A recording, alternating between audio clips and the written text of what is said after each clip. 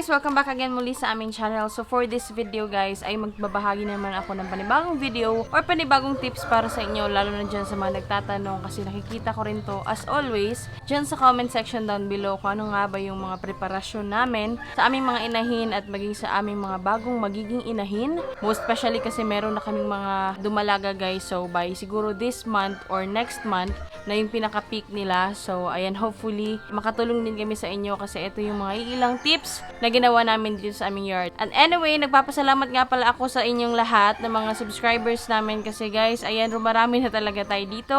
So thankful ako sa inyo guys kasi kung hindi dahil sa inyo is wala din kami dito sa aming channel ngayon. At nagpapasalamat din pala ako sa mga baguhan dito sa aming channel, sa mga nag-subscribe din sa inyo. Maraming salamat po, and dahil sa inyo, ayan, nandito na naman tayo para sa ating panibagong episode.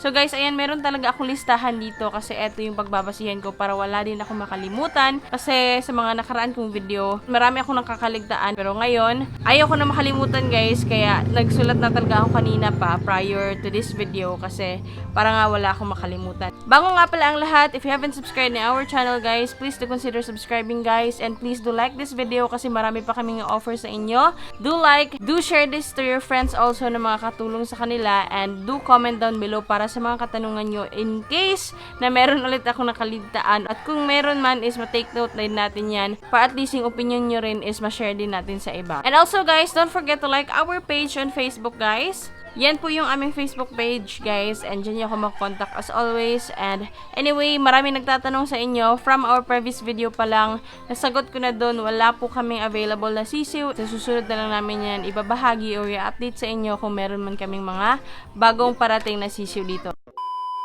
Ayun guys, simulan na natin ang video para sa mga ilang pointers na sulat ko kanina lang. Eto guys, ang mga ilang mga preparasyon namin na ginagawa namin sa mga inahin. Una guys, sa first 2 weeks or let's just say, kapag napisa na nila yung season nila, 2 weeks from that day is saka namin sila hinihiwalay. Marami nagtatanong sa inyo dyan, bakit hinihiwalay namin 2 weeks? Maaga pa masyado yun. Disclaimer guys, based on our experience lang yung sinasagot ko at ibinabahagi namin sa inyo dito. Maaaring magustuhan nyo at maaaring ding hindi. So, it's up to you kung gusto nyong subukan or kung hindi naman is wala po kami problema about that. So, ayun guys, balik tayo sa topic. 2 weeks old sila bago namin ihiwalay yung aming inahin sa kanilang sisiw. So, by that time, agad-agad namin siyang pinupurga guys. So, pasensya na guys kung palagi akong tumitingin dito kasi meron akong pointers dito. Kapag nahiwalay na namin yung inahin namin guys, 2 weeks na yung mga sisiw niya, is agad-agad namin silang pinupurga. So, kapag malalaki na guys or tulad ng mga inahin na, is gagamit na tayo ng astig at bunga. So, yun yung ginagamit namin guys. Maganda rin kasi guys na napurga agad natin sila pagkawalay sa kanya mga anak kasi at least mawala yun kung anumang mga worms or kung mayroon man siyang bulate sa kanyang katawan. Mawala agad yun sa kanyang sistema. So, magiging maganda ulit yung kanyang katawan. And pagkatapos yun guys, for example is nagpurga kami ngayong gabi, kinabukasan niyan guys is kung maaari lang, dapat na natin silang liguin. Kung napapansin nyo ba kayo rin dyan sa inyong mga manok, may mindset kasi ang manok na kapag parang naligo na siya, is nagbabago na yung kanyang aura, hindi niya na masyadong hinahanap yung kanyang mga sisiw.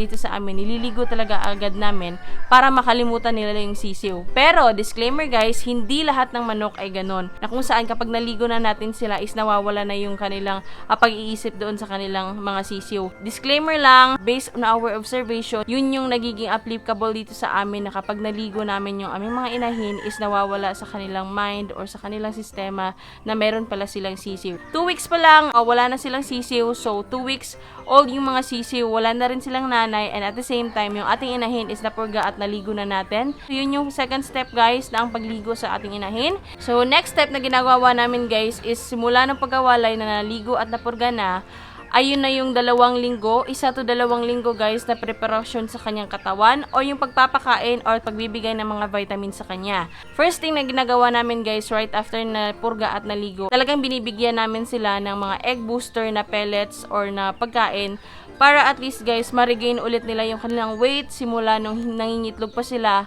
hanggang sa ayun nangayayat na nga dahil lumilimlim sila. So yung ginagawa namin is binibigyan namin sila ng Gallimax 21 with egg booster po iyon. So good for breeders talaga siya. So aside from that guys, hindi kami nakabase lang talaga doon sa with egg booster na nakalagay. Binibigyan pa talaga namin sila ng mga additional vitamins guys tulad ng Breeder Aid or nung Egg 1000. Yung Breeder Aid tsaka Egg 1000 guys is folic acid yun guys. Kung ang tao guys ay may folic acid, maging ang manok guys ay meron silang folic acid. So yung ginagamit namin doon is yung Breeder Aid at saka yung Egg 1000. Depende doon guys kung ano yung gagamitin nyo doon kasi pareha naman din yun. So yun lang yung ginagamit namin para additional doon sa egg booster na nakalagay na sa ating Gallimax 21. Aside from it, meron pa talagang final kami na nilalagay. Ito naman is Vitamin Pro. Ang Vitamin Pro guys is multivitamin siya. So guys, marami pang available sa market na ibang vitamins. So yung ginagamit lang namin is yung Vitamin Pro. So nasa inyo yan guys. Pwede kayong magtanong yan sa mga Agrivet Supply kung ano yung available na mga vitamins sa kanila.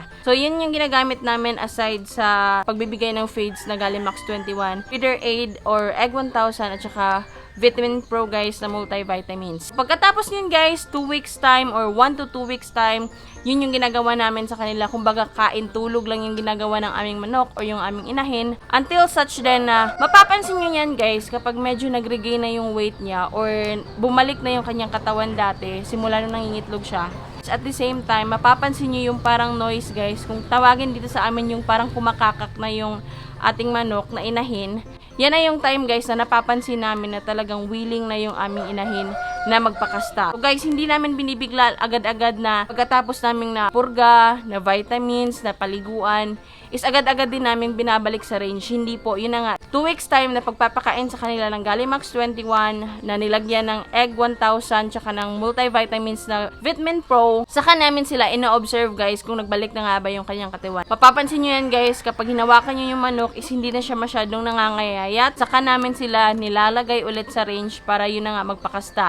So yung time na yan guys na na-release na namin siya sa range, yung sisiw niya dati na iniwan niya ng 2 weeks old ay nasa 1 month to 1.5 months na by that time. So ayun guys, yun yung pinakamaganda kapag napakondisyon nyo or napahiwalay nyo rin agad yung inyong inahin sa inyong sisiw kasi hindi kayo magkakaroon ng problema pagdating sa inyong timeline na kung saan mayroon kayong gustong i-meet na pieces na kailangan yung ma-achieve talaga within that certain month. For example is December 1, nag-release kami ng 5 inahin. Let's just say na nangitlog agad sila for 15 days and then add tayo ng 21 days para sa paglilimlim nila. So that is 36 days plus 2 weeks pa tayo. All in all, nasa 50 days talaga yung process namin guys bago namin ulit ihiwalay yung aming inahin sa aming mga sisiw. Pagkatapos ng 50 days na yun guys, is agad-agad namin kinukuha yung aming inahin para naman ulit ma-prepare namin sila for the next month ulit na pwede na natin silang i-release and then maglimlim and so on and so forth. So yun guys. So ayun ang pinaka-basic na ginagawa namin guys sa aming mga preparasyon sa aming inahin dito. Ito guys, isang bonus tip na ginagawa namin dito. Aside from Breeder Aid or yung mga multivitamins na nilalagay lang namin doon sa kanilang Gallimax 21. Ito kasi yung way of feeding namin sa kanila guys. Wet feeding. So binabasa namin yung Gallimax 21 kasi pellets yun guys. Medyo matitigas yun guys. So ang nilalagay namin doon is water and then saka na namin nilalagay yung Egg 1000 at saka yung Vitamin Pro. So yun yung ginagawa namin sa pagpapakain sa aming mga inahin. Ang hindi namin inaasa lang doon sa Gallimax 21, sa Egg 1000 na folic acid at saka doon sa multivitamins ng Vitamin Pro, yung kanilang pagpaparegain sa kanilang weight. So aside from that is binibigyan din namin sila ng supplements. Yung B-complex guys na bilang meal na pinapakita ko sa inyo as always dito, yun yung isa sa ginagamit namin. And also yung multivitamins po. So with yung calcium na supplement din, meron din kasing calcium guys. Nagbibigay din kami ng tablet na B12. So 2 weeks old na yung mga sisiw nila, saka namin hinihiwalay, and then 2 to 3 weeks naman yung pagpaparegain or pagpababalik alindog sa aming mga inahin bilang preparasyon sa kanila for the next 50 days na pangangingitlog, paglilimlim, and pagdala sa kanilang sisiw. So, ayun guys. So, kung bakit yung mga sisiw daw namin is maliliksi at malulusog. So, ayun yung ginagawa namin guys. Is 2 to 3 weeks na preparasyon sa kanila. So, napakahabang panahon guys. Sana makatulong ako or nakatulong itong video na to sa inyo. Monitoring din kasi as always, wag nyo yung kalimutan. Monitoring talaga kasi dyan yung pinaka maganda talaga kasi walang magiging epekto yung pagbibigay mo lang ng pagkain kung hindi mo monitor din yung katawan niya kung tumaba na ba or hindi. Magtatanong naman kayo para sa mga dumalaga, ganun pa rin guys. Wala pa yung experience, so hinahayaan lang muna namin sila. And then mapapansin nyo yan guys, kapag kumakakak na, nabibigay na lang kami dyan ng supplements tsaka ng injectable na vitamins para at least okay na. Kasi nga, na-prepare naman din namin sila. Maganda rin kasi kapag nasa range na sila para alam din nila kung saan sila mangingitlog or maghahanap talaga sila ng paitlugan guys. So ayun guys, ang ginagawa namin sa aming mga inahin, maging sa aming mga dumalaga. Magsha-shoutout nga pala ako ng mga viewers natin dyan na nanonood sa ating channel. Shoutout ko nga pala si Sir Ronald Tanduyan from Cebu. Hi sa inyo, sir. To Jong G TV, to Esmayatin Gubat, to Benedict Casino from CDO, and also kay Sir Baler Gameyard, to Sir Joey Kagud, to Sir Jamali Indar, finally to Sir Abdul Wali Guling. So ayun guys, thank you again for watching our video. Again, sana nag-enjoy kayo. And sana again guys, nakatulong ako sa inyo kasi yun yung pinakagusto namin dito guys. At least makatulong man lang sa pinakamaliit na paraan, lalo na sa mga nagsisimula. Kasi tulad namin ng partner ko guys, nagsisimula pa lang kami pero agad-agad nyo kaming tinanggap dito sa aming channel. And marami na rin sa inyo nagtatanong kung ano nga ba yung mga ginagawa namin. So huling pagkakataon guys, disclaimer lang, nasa inyo po yan guys kung susubukan nyo yung pinagagawa namin dito sa aming channel. Kasi nga, nasa inyo naman din yan kung susubukan nyo guys. So ayun, thank you again for watching guys. Please stay safe, stay home guys kasi meron pa rin COVID. And please do good guys. Goodbye and happy breeding everyone. Goodbye and peace out everybody.